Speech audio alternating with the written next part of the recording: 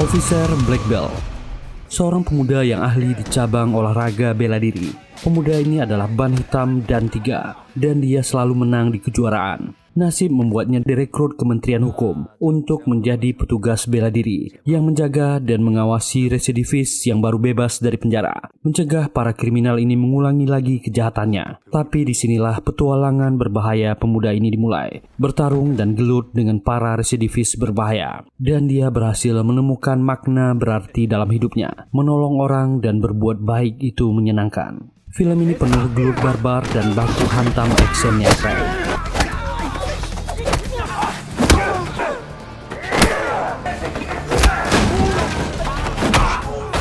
Dibintangi oleh Kim Woo Bin, Kim Seung Gyun, Lee Hyung Yeol, dan Lee Heung. Tanpa lama-lama, yuk kita gaskan.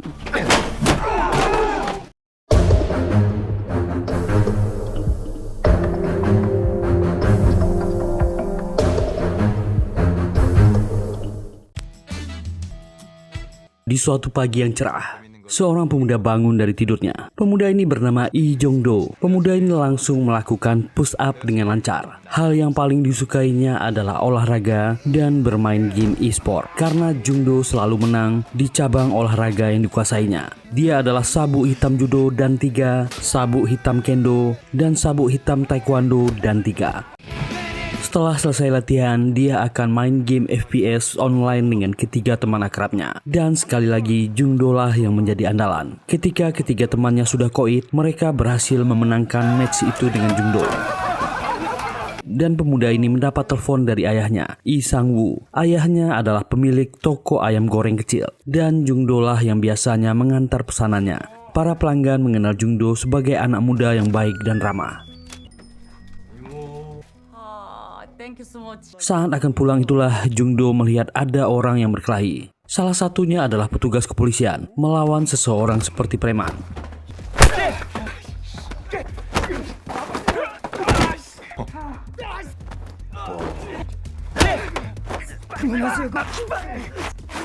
Petugas ini berhasil meringkus lawannya dan dia menyerah. Tapi orang ini malah berniat menyerang balik dengan pecahan botol.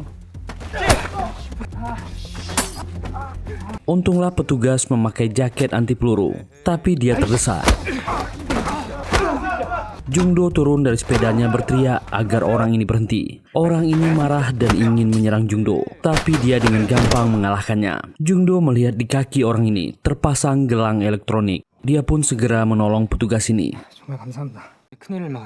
Jong Do menerima piagam penghargaan sebagai warga pemberani dari Balai Pemasyarakatan Seoul. Dan ternyata ada seseorang yang ingin bicara dengan Jong Do. Pria ini bernama Kim Sun Min, manajer divisi pengawasan elektronik. Dia ingin bicara dengan Jong Do sebentar.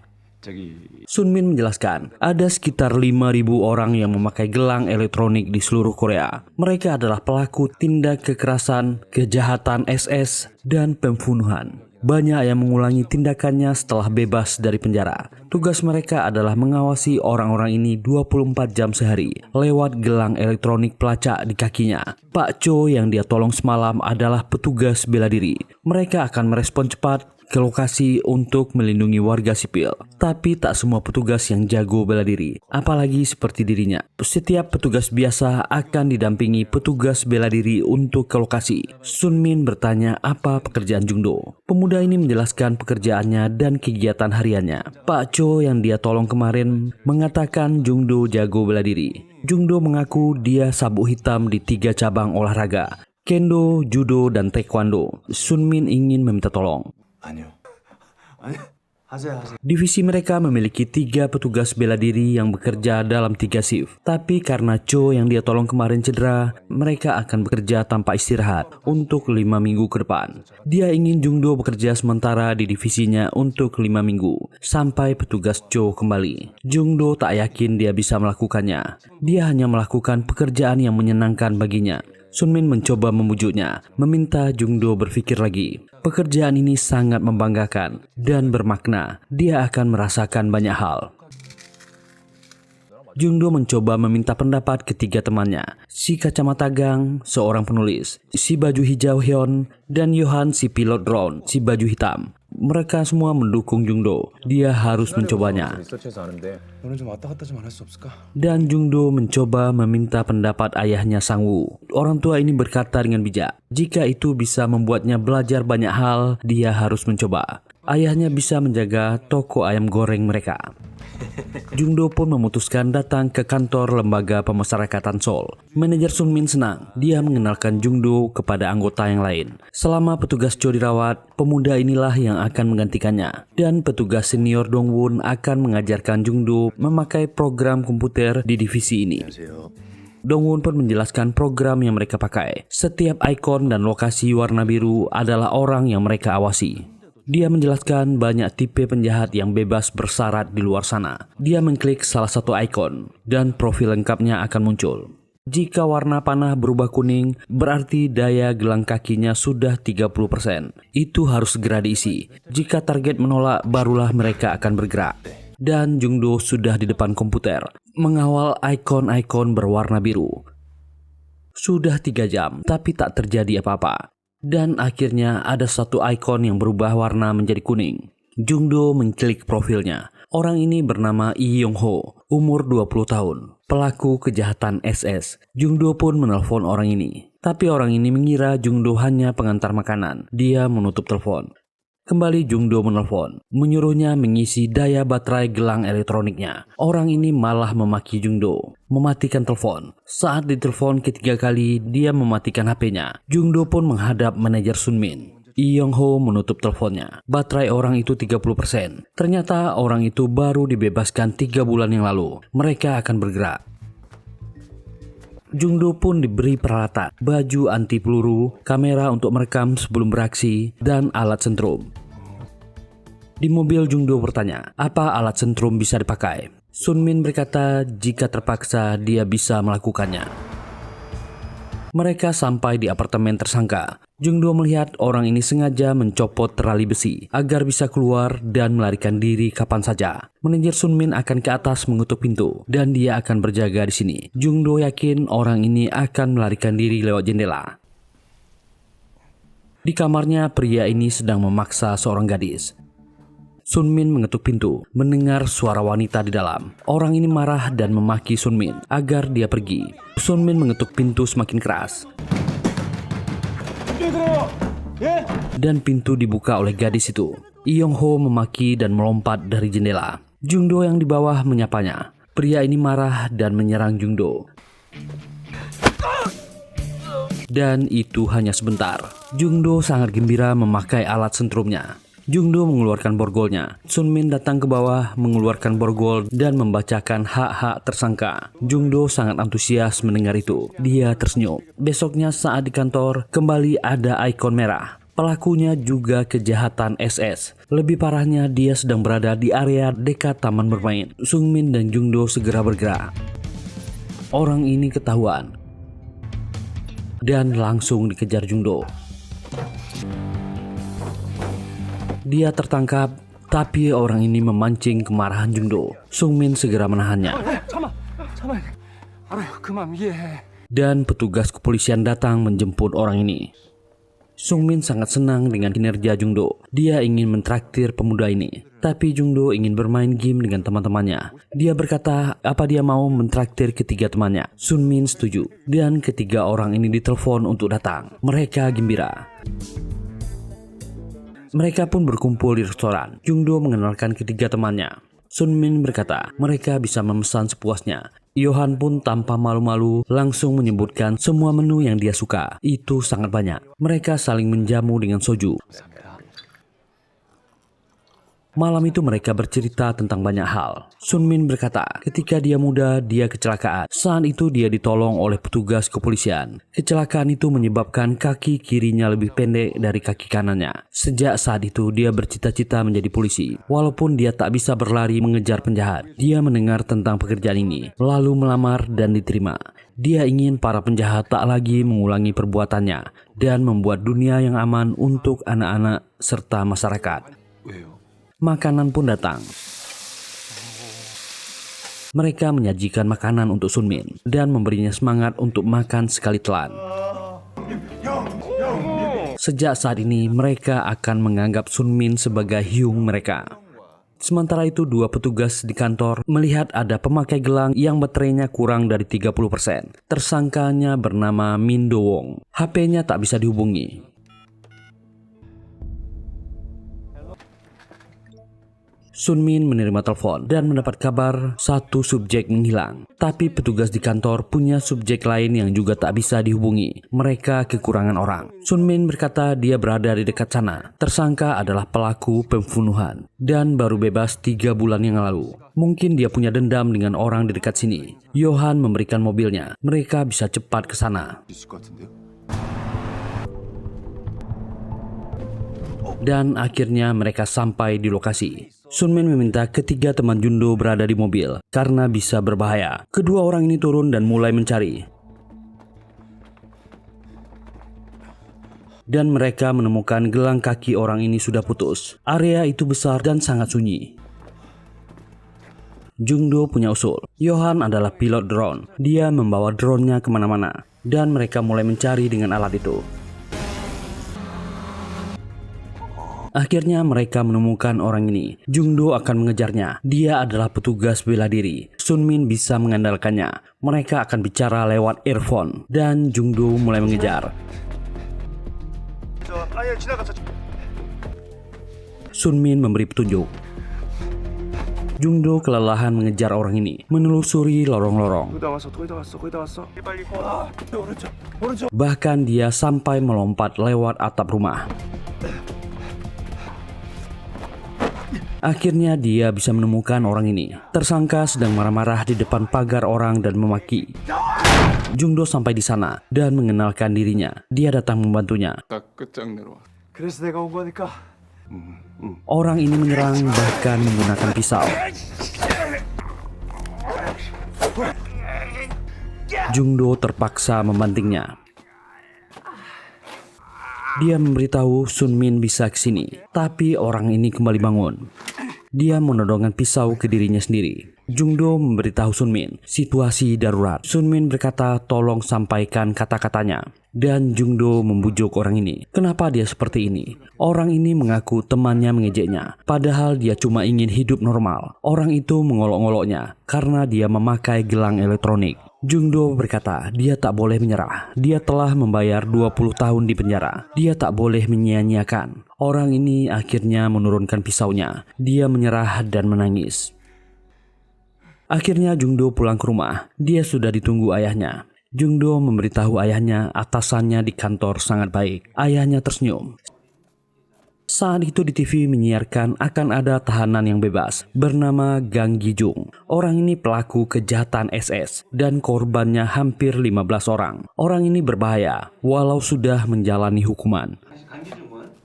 Kepala Badan Pemasyarakatan Seoul, Bu Yeon sangat cemas. Kerjaan divisi pengawas pasti akan tambah berat. Mereka selalu kekurangan orang. Ditambah lagi residivis yang baru keluar penjara, Gang Gijung. Potensinya berbahaya. Apalagi anggaran mereka kurang. Dia akan berusaha meminta tambahan dana. Sore itu Jungdo datang ke salon langganannya. Ada orang mencurigakan yang keluar. Dia memakai gelang kaki.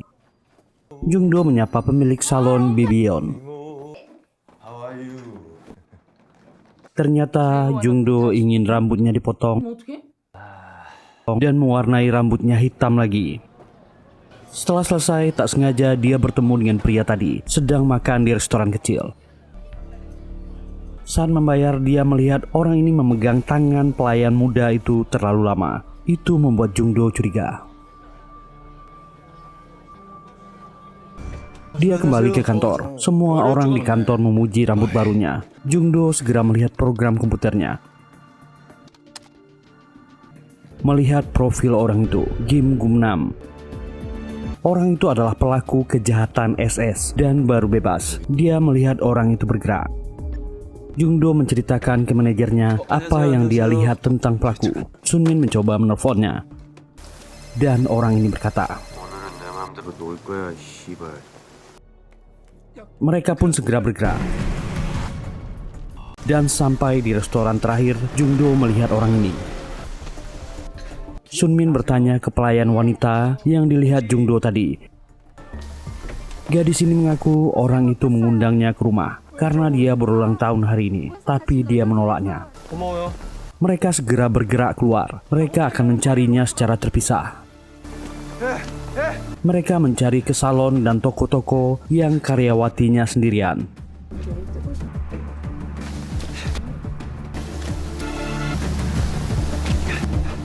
Tiba-tiba Jungdo teringat tempat Bibion.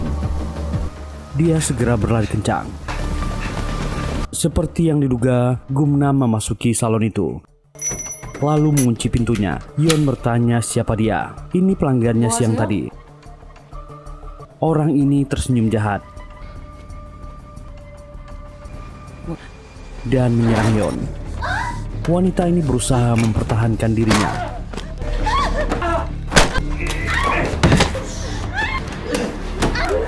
Jungdo berlari ke tempat itu dan Jungdo sampai. Tapi pintu dikunci. Dia menggunakan bagian belakang senter untuk memecahkan kaca. Lalu Jungdo pun menghajar orang ini.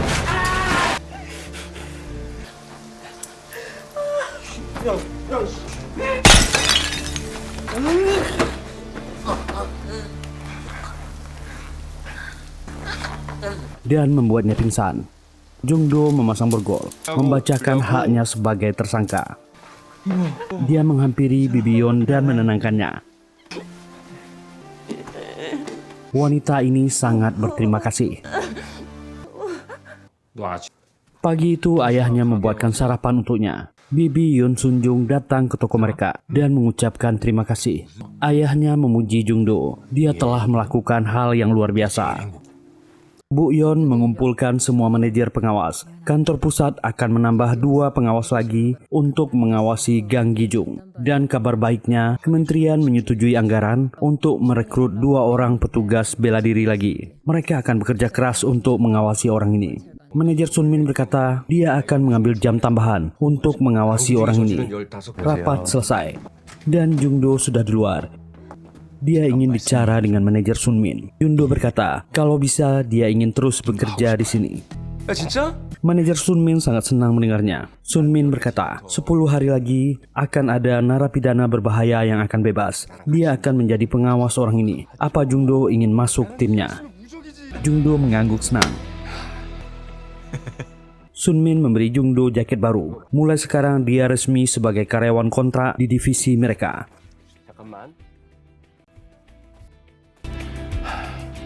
Akhirnya Gang Gijung dibebaskan setelah 20 tahun di penjara. Dia akan memakai gelang elektronik selama 10 tahun. Hari itu tim akan bersiap memasang gelang ke tersangka dan sampai. Sunmin dan Jungdo masuk ke dalam. Inilah orang yang bernama Gang Gijung. Mereka memasangkan gelang elektronik ke kaki orang ini dan membacakan aturan selama dia memakainya.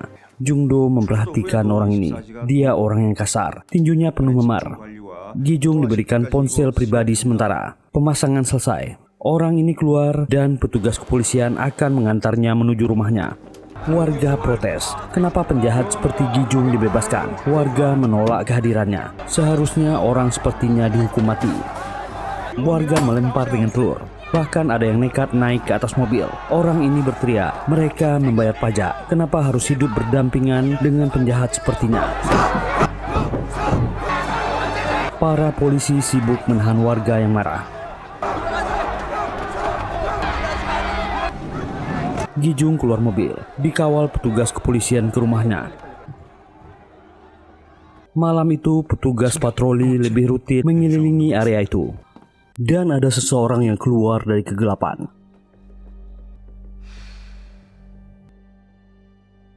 Mengetuk pintu apartemen Gang Gijung. Orang ini bernama Han Byung-sun, seorang gangster kenalannya di penjara dulu. Dia memberikan hadiah jaket untuk Gijung, mengajaknya ke atap untuk merokok. Dia tak usah cemas, gelang itu tak berpindah jika berada di gedung yang sama. Byung-sun ternyata menawarkan pekerjaan untuk Gijung. Orang ini setuju. Sementara itu Jungdo tetap mengawasi Gijung di depan komputernya. dan dia melihat orang ini bergerak. Sun Min setuju untuk membiarkan Jungdo mengikuti orang ini. Mereka akan berkomunikasi lewat earphone. Jungdo pun naik taksi untuk mengikuti orang ini. 기사님 천천히 가주세요. 천천히. Gijung masuk ke sebuah pusat pertokoan. Jungdo mengikutinya. Tapi dia kehilangan jejak orang ini. Sun Min meminta Jungdo untuk ke bawah. Ternyata Gijung menemui seseorang yang sudah menunggunya di sebuah mobil. Orang di dalam mobil ini bernama Kim Min Wook, seorang broker yang memproduksi video SS. Dia menjual produknya di web gelap. Dia ingin Gijung memproduksi videonya. Setiap video berdurasi 10 menit, Gijung akan mendapatkan 10 juta won. Byung Sun akan membantunya merekam dan mengeditnya. Mereka yang akan mencari artis wanitanya. Gijung pun langsung setuju. Dan Jungdo sampai di parkiran. Gijung mengatakan itu petugas yang mungkin mencarinya gara-gara gelang kakinya. Jungdo tak menemukan apa-apa, tapi dia curiga dengan mobil berkaca gelap ini. Jungdo mengingat plat mobilnya dan pergi dari sana. Min Wook berkata ke anak buahnya untuk mengurus orang ini. Jungdo pun melapor ke Sun Min. Dia tak menemukan orang itu. Sun Min mencoba menelpon Gijung dan menggunakan speaker agar Jungdo mendengar. Ternyata orang ini mengangkatnya. Gijung meminta maaf, dia belum terbiasa memakai HP dan mengaku sedang makan gimbap di pertokoan dekat rumahnya. Jungdo pun mengeceknya, lalu mengejarnya ke atas. 김밥이요. 네, 괜찮습니다. Dan orang ini benar sedang makan di toko gimbap. Jungdo terpaksa kembali ke kantor. Mereka tak bisa mengikuti orang ini setiap saat. Tiba-tiba ada yang masuk ke kantor. Itu Pak Cho yang cedera dan ditolong oleh Jungdo waktu itu.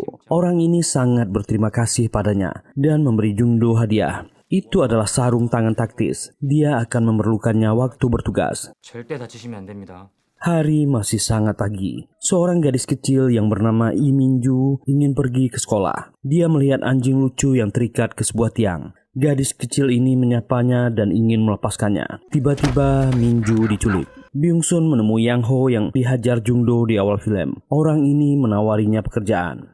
Dan para penjahat ini memulai rencana mereka. Byung Sun menyewa apartemen yang satu gedung dengan tempat tinggal Gijung. Jadi dia tak akan terdeteksi ketika melakukan kegiatan di sini. Mereka memeriksa tempat itu. Mereka sudah menemukan aktrisnya. Dia membayar DP ke Gijung. Sementara itu, Yang Ho digunakan untuk memancing petugas. Pak Cho yang melihat gelang elektronik Yang Ho mati segera menelpon orang ini. Tapi Yang Ho mematikan HP-nya. Pak Cho melapor ke manajernya. Yang Ho mematikan HP-nya. Dia berada di daerah Songgrindong. Sun Min segera menelpon Jungdo. Jungdo ternyata sedang mengikuti Gijung yang memotong rambutnya. Sun Min ingin mengejar Yang Ho yang mematikan HP-nya. Sekarang Jungdo mengawasi Gijung sendirian. Apa tak masalah? Gijung menjawab orang itu akan keluar 1 jam lagi. Dia akan melakukannya sendirian. Malam itu hujan mulai turun. Jungdo mengikuti Gijung yang tiba-tiba masuk ke sebuah gedung. Tapi itu bukan apartemennya. Jungdo memutuskan untuk masuk dan memeriksanya. Ternyata Gijung menjebaknya dan mengunci pintu dari luar. Dari belakang muncul sekelompok gangster. Jungdo memasang sarung tangan taktisnya. Jungdo menggunakan barang-barang di sekitarnya untuk menghajar para gangster ini. Dan dia mulai melawan mereka.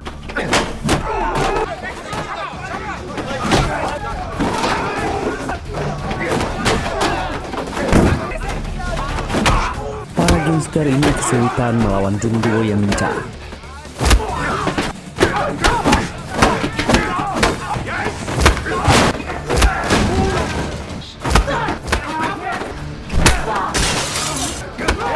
Jungdo akhirnya tertangkap. Para gangster ini memukulinya.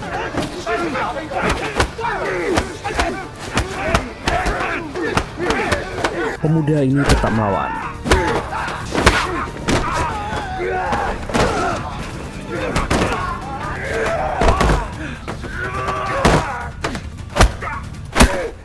Jungdo berusaha melarikan diri sambil tetap melawan mereka.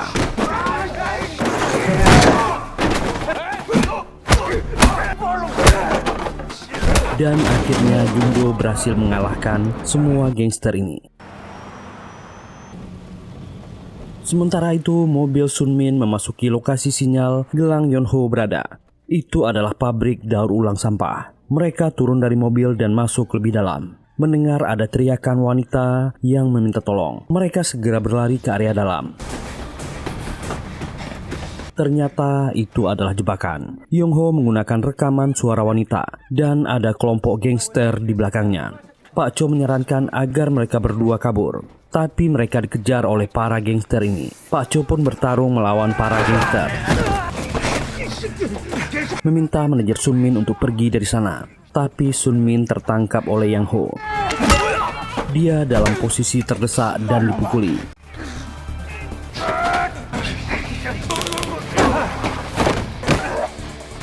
Pak Cho berusaha berlari menolong.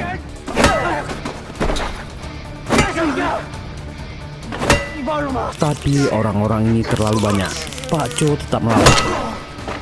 Tapi dia disergap dari belakang.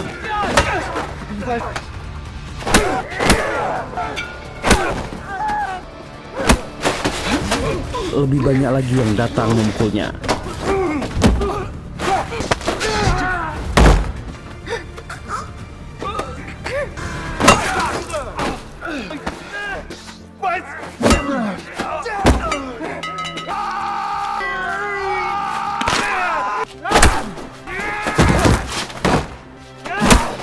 Walau dia tetap melawan, akhirnya Pak Cho disentrum oleh para gangster ini.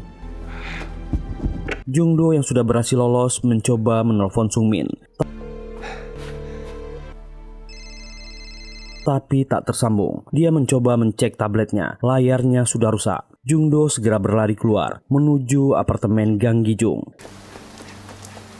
Sementara itu di apartemen barunya, orang ini sudah memakai topeng plastik dan bersiap membuat videonya. Byung-sun bersiap dengan peralatan rekamnya. Jungdo sampai di sana, mengamati keadaan sekitar. Dia melihat ada jejak air dan payung yang dipakai Gijung tadi. Jungdo segera memukul pintu apartemen itu dengan keras. Kedua orang di dalam segera berhenti karena ada keributan. Jungdo pun berlari ke area belakang, tapi tempat itu sudah dipasang terali besi. Jungdo berusaha menariknya. Seorang tetangga keluar bertanya ada apa. Jungdo segera meminta orang itu memanggil polisi. Akhirnya Jungdo berhasil menarik jeruji ini. Dia segera menendang kaca dan masuk ke dalam. Jungdo memeriksa tempat itu. Dan dia diserang Gijung. Jungdo yang kelelahan tetap melawan.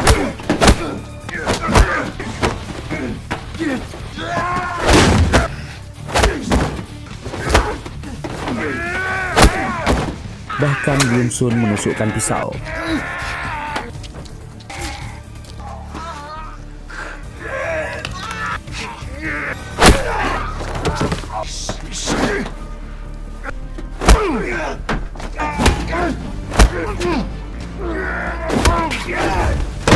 Kedua orang ini mengeroyoknya. Gijung memukul bagian tubuhnya yang terluka, tapi pemuda ini tak menyerah.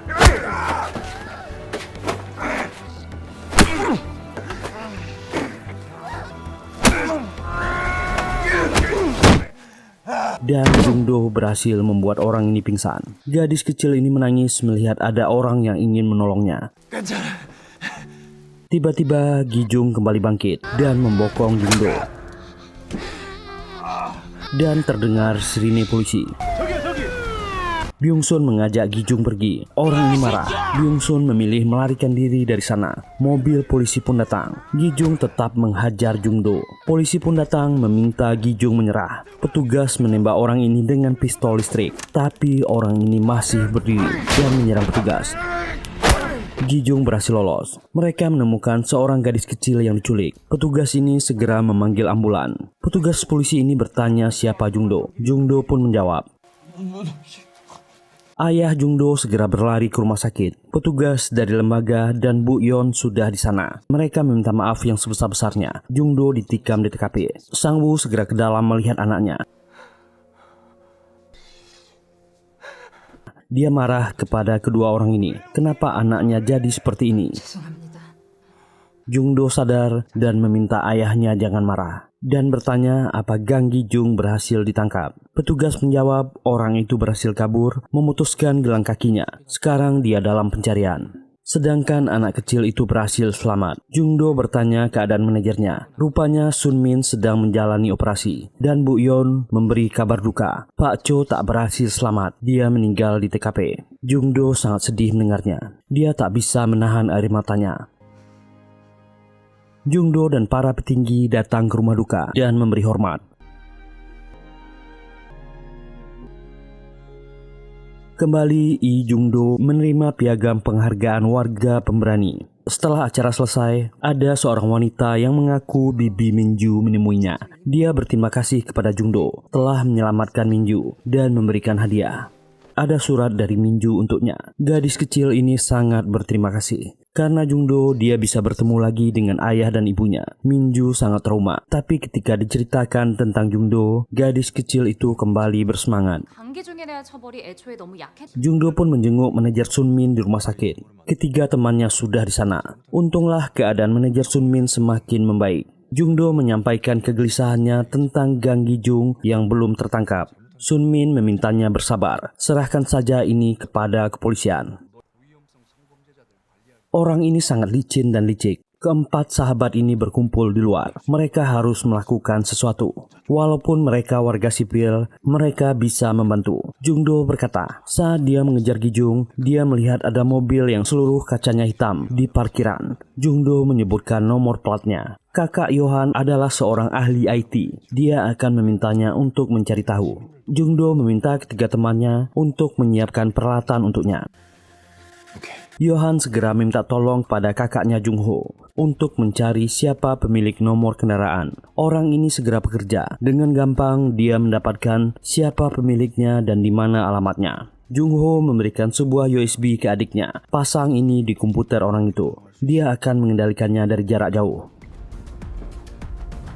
Sementara Gang dan Yeon membeli alat taktis dan rompi pelindung untuk Jung-do.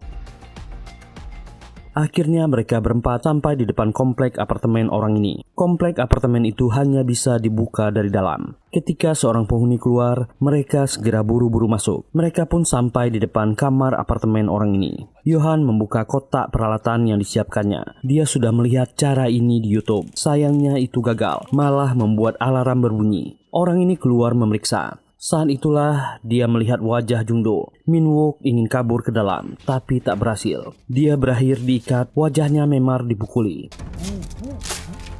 Yohan segera mencolokkan USB pemberian kakaknya ke komputer orang ini. Jung-ho segera bekerja dan meremot komputer itu. Saat diperiksa, isinya mengejutkan. Mereka menemukan hal mengerikan tentang kejahatan SS. Yohan tak tahan melihatnya, mengadukannya kepada Jung-do. Jung-do sangat emosi, menendang dan meminta pistol sentrum. Orang inilah broker yang meminta Gi-jung untuk merekam. Jung-do bertanya di mana Gang Gi-jung. Orang ini malah memprovokasi Jung-do, membuat pemuda ini ngamuk, tapi dia ditahan oleh teman-temannya.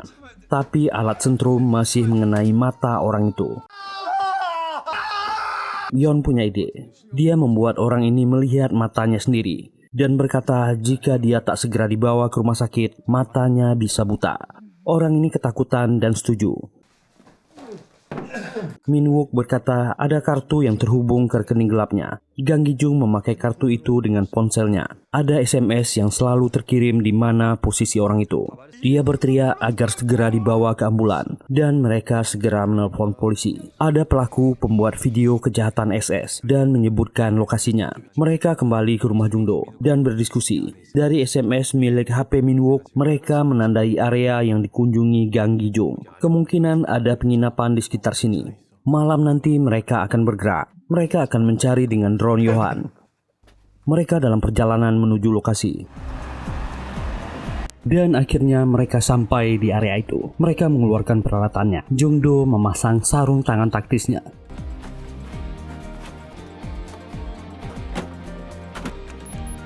Yohan segera menerbangkan drone-nya. Yon membuat panggilan grup aktif. Jika ada masalah, mereka harus saling memberitahu. Dan mereka bersiap. Yohan menerbangkan drone, mengawasi ketiga temannya, dan mereka berpencar, mencari info ke setiap penginapan kecil, sambil menunjukkan foto Gang Gi-jung. Tapi mereka belum menemukan apa-apa. 처음 보는 얼굴인데. 감사합니다. Akhirnya Yon melihat penginapan yang mencurigakan dan memberitahu teman-temannya. Ada banyak piring di luar dan banyak sepatu pria. Dia meminta Jungdo dan Gang segera kemari. Mereka sampai dan Jungdo segera masuk. Mendengar para gangster ini bicara di dalam, Jungdo keluar, memberitahu kedua temannya untuk menunggu di mobil. 요한 불러. Drone Yohan mengawasi dari atas dan Jungdo masuk. Dia berteriak. 강기준 개새끼야 나와! Pemilik penginapan diminta jangan keluar, ini berbahaya. Dan para gangster ini pun keluar. Gang Gi-jung sangat geram melihat Jungdo, dan Jungdo menyerang. Dia memanfaatkan alat-alat di sana untuk menghajar para gangster ini.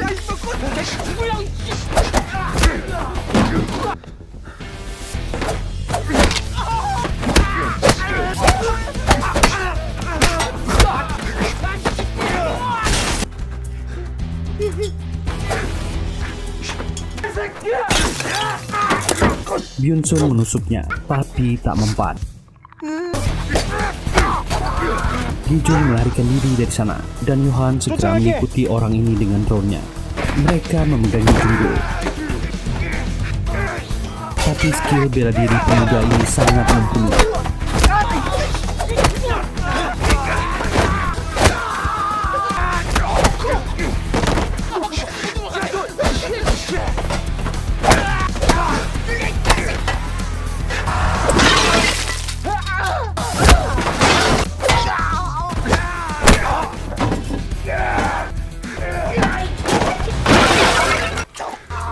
Dan akhirnya Jungdo mengalahkan semua gangster ini. Yohan segera menunjukkan ke arah mana Gi-jung kabur, dan Jungdo segera mengejarnya.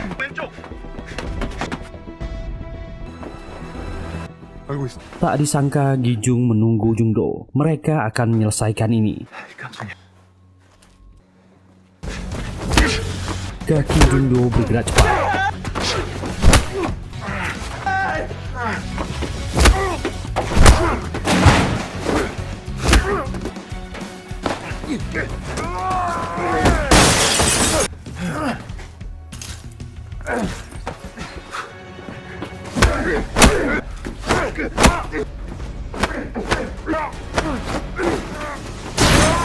Keduanya sama-sama kepayahan, dan Gi-jung menemukan pisau daging dan menyerang Jungdo.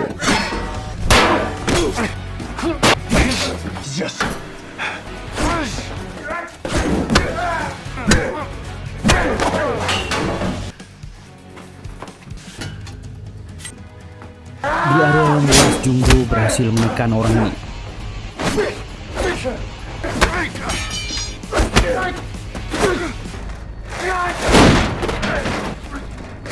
Dan akhirnya Jungdo terdesak.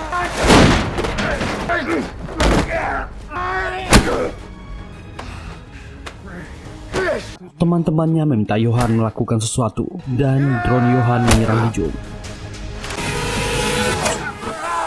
Matanya terluka parah. Jungdo melampiaskan amarahnya, memukuli orang ini.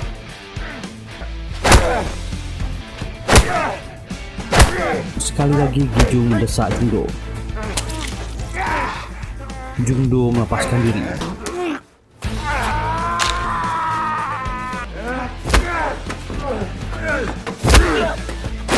Dan akhirnya tendangan keras itu membuat Gi-jung pingsan.